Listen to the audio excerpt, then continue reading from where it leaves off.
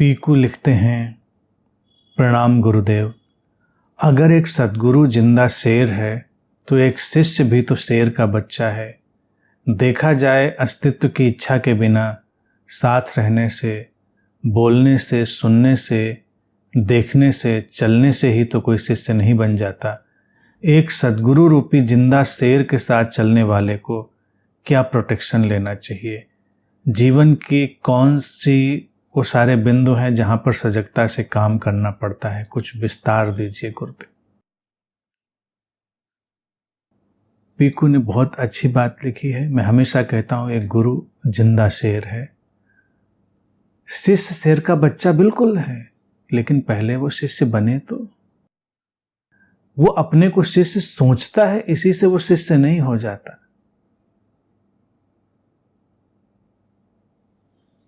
अब शेर का बच्चा अगर शेर के साथ चलता है तो वो आगे जाकर शेर ही बनता है।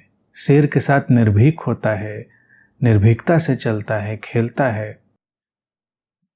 लेकिन अगर कल्पना करो कोई भेड़ का बच्चा, कोई हिरन का बच्चा शेर के काफिले में फंस जाए, शेर के पास आ जाए, तो उसके चोट खाने का जो हिसाब किताब है वो तो हमेशा ही बना रहेगा, और वो डरा और घबराया भी हमेशा ही रहेगा, क्योंकि वो शेर का बच्चा तो है नहीं। और उसका डर ही उसको एक दिन समाप्त कर देगा। शेर का उदाहरण हमने भारत में बहुत लिया। वो निर्भीकता का उदाहरण है, और निर्भीकता का अभिप्राय क्या होता है ये समझ लेना चाहिए। निर्भीकता का अभिप्राय यही होता है कि हम स्वयं के मिटने की भी परवाह नहीं करते। जीवन के उतार चढ़ाव आते हैं, जाते हैं, हम उनकी परवाह नहीं करते। जीवन में बहुत सारी विसंगतियां हो सकती हैं, हम उनकी परवाह नहीं करते। हम अपने स्व के साथ, अपने स्वयं के साथ चलने के लिए पूरी तरह तैयार हैं, तत्पर हैं, तब जाके वो शेर का बच्चा बनता है। लेकिन कोई डरा हुआ है, घबराया हुआ है, और उसके अंदर महत्वाकांक्षा है कि हम एक दिन शेर बने, तो शेर महत्वाकांक्षा नहीं होती है, वो तो होता है या नहीं होता है। एक खोजी कभी भी भटक सकता है, लेकिन एक शिष्य नहीं भटकता। खोजी भी अपने को शिष्य कह सकता है, लेकिन कहने से कोई फर्क नहीं पड़ता। खोजी शिष्य तभी बनता है जब उसने सब कुछ दांव पर लगा दिया, अब किसी चीज की परवाह नहीं करता। और शेर के साथ चलते हुए शेर के फिर तौर तरीके उसको सीखने पड़ते हैं। वो निर्भीकता और वो जो पावर ऑफ प्रेजेंस है वो सारी सीखनी पड़ती है। वो अपने सारे द्वंद्व और भय साथ लेकर शेर का बच्चा नहीं हो सकता, अर्थात शिष्य नहीं हो सकता। और पूछा है कि गुरु के साथ, एक जिंदा शेर के साथ चलने वाले को क्या प्रोटेक्शन लेना चाहिए? प्रोटेक्शन तो भेड़ के बच्चों को लेना पड़ता है, शेर के बच्चों को प्रोटेक्शन थोड़े लेना पड़ता है। वो तो शेर के साथ चलते हैं, खेलते हैं, कूदते हैं। उनका भरोसा इतना प्रगाढ़ है कि उनको कोई परेशानी ही नहीं। ये भी पूछा है कौन सा बिंदु है जहां पर सजगता से काम करना पड़ता है। अपने को पहले टटोलिए, पहचानिए। शिष्य डिक्लेयर करने से पहले हमको अपने को जांच परख लेना चाहिए, क्योंकि गुरु रूपी शेर अगर चलना प्रारंभ किया तो वो तो अपने ही ढंग से चलेगा, और अगर हम तालमेल नहीं बिठा पाएंगे तो कभी भी हमको लगेगा कि ये आहत हो गए, चोट लग गई।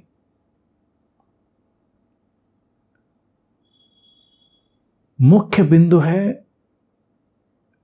अपने भीतर जो स्वयं पर श्रद्धा है उसको विकसित करना। एक शिष्य को, लोगों को लगता है कि शिष्य सबसे बड़ा कौन होता है, ये जो स्यूडो स्पिरिचुअलिटी इंप्रेशन देती है कि जो गुरु पर अनन्य श्रद्धा करता है। नहीं, सीकर शिष्य तब बनता है जब वो स्वयं पर अनन्य श्रद्धा करता है। स्वयं पर अनन्य श्रद्धा ही उसे जीवन के प्रति एक गहरे भरोसे से भरती है कि जीवन संभालता है, जीवन के साथ चला जा सकता है। और जिसको स्वयं पर ही श्रद्धा नहीं है वो किसी दूसरे पर श्रद्धा कर ही कहाँ सकता है, ये तो सब जानते ही हैं। इसीलिए एक शेर कभी अपने ऊपर श्रद्धा की मांग नहीं करता। कल्पना करो, जंगल में शेर जा रहा है, कभी कहता है कि मुझे शेर मानो, मानो ना मानो शेर तो शेर ही है। लेकिन अगर गीदड़ शेर बन के जा रहा हो शेर की खाल पहनकर, तो वो गीदड़ जरूर कोशिश करेगा श्रद्धा बटोरने की कि लोग येन केन प्रकारेण मानते रहें कि मैं शेर हूं। अगर हम कोई ऐसा गुरु भी देख लें जो गुरु अपने को गुरु बनाए रखने के लिए प्रयत्नरत है, जो इस बात में प्रयत्नरत है कि लोग उसको गुरु माने, तो इसका मतलब ही कि इसने गुरु के कपड़े पहन लिए हैं, इस असली शेर नहीं है।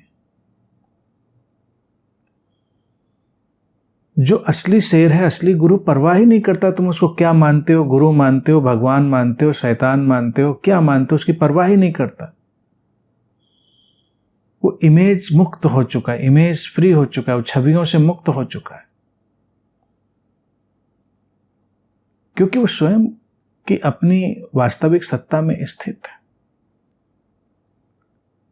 तो एक तो साधक को यही देख लेना चाहिए कि जब किसी ऐसी जगह पर है तो अगर गुरु जरा सा भी अपनी गुरुडम में इंटरेस्ट लेता है, यहां तक कि गुरु अपनी टीचिंग में भी इंटरेस्ट लेता है, हमारी टीचिंग को प्रोटेक्ट किया जाए, हमारी टीचिंग को बचाया जाए, उसको फैलाया जाए, उसको दूर दूर तक पहुंचाकर कालजयी बना दिया जाए, तो वो भी गड़बड़ है। वो भी फिर गीदड़ ही शेर के कपड़े पहन रहा है।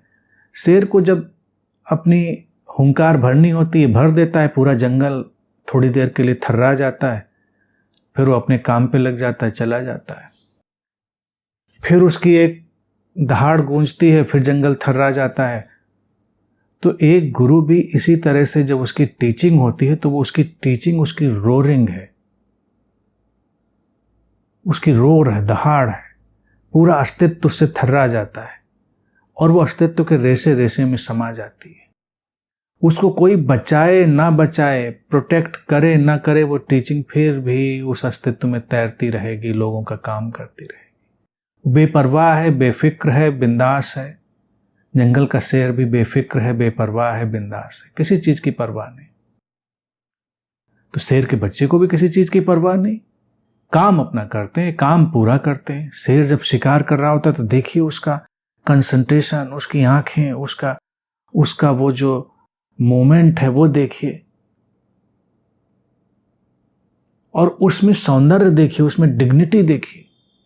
इसीलिए कभी शेर को शिकार करते हुए अगर देखें भी, कभी लाइव तो देखना उतना आसान नहीं होता, लेकिन फिर भी जो टेलीविजन पे दिख जाता है, जो ऐसे चैनल्स हैं उन पे देखिए, उसमें भी कितना अलग किस्म का सौंदर्य होता है, क्योंकि उसकी टोटलिटी, उसकी जो समग्रता है वो उसको एक अलग सौंदर्य, एक अलग निखार देती है। समग्रता, इसको याद रखने, टोटलिटी। गुरु जब टोटलिटी में मूव करता है तो शिष्य को भी टोटलिटी में ही मूव करना है, समग्रता में ही। आधा अधूरा, ल्यूकवार्म, कुनकुना, मरा पिटा नहीं।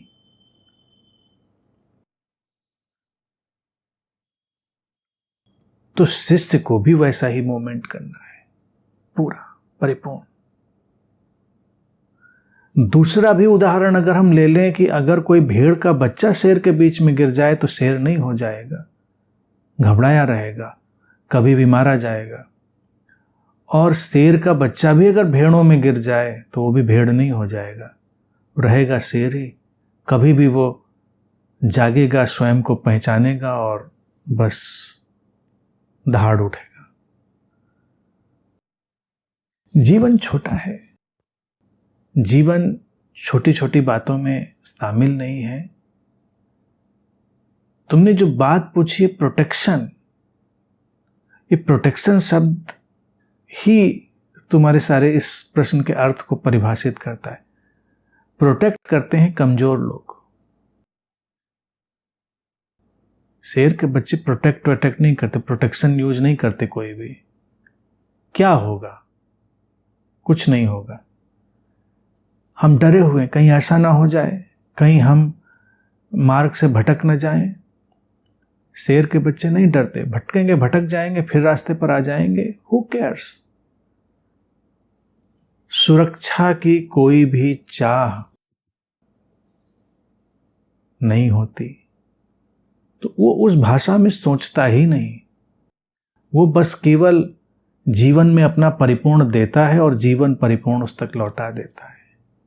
जीवन एक प्रतिध्वनि है, हम उस पर जो डालते हैं वो लौट कर हम तक आता है। वहां पर कोई भी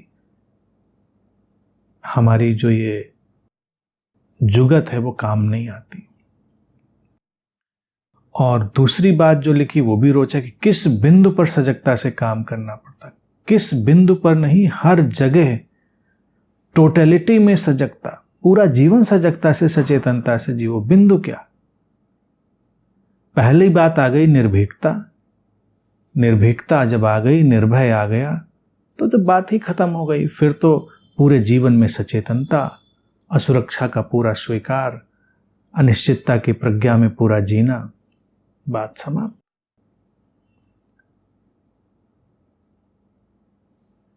और ऐसी अवस्था में जब कोई शिष्य पहुंचता है तो गुरु और शिष्य में कोई अंतर नहीं रहता। फिर शेर का बच्चा भी शेर ही है, अभी थोड़ा दुबला पतला है, कमजोर है, कुछ दिनों में वो भी शेर हो जाएगा। तो गुरु के शिष्य अगर हों किसी के और वो शेर ना बने तो ये फेल्योर है, क्योंकि गुरु भेड़ें बनाने के लिए नहीं होता।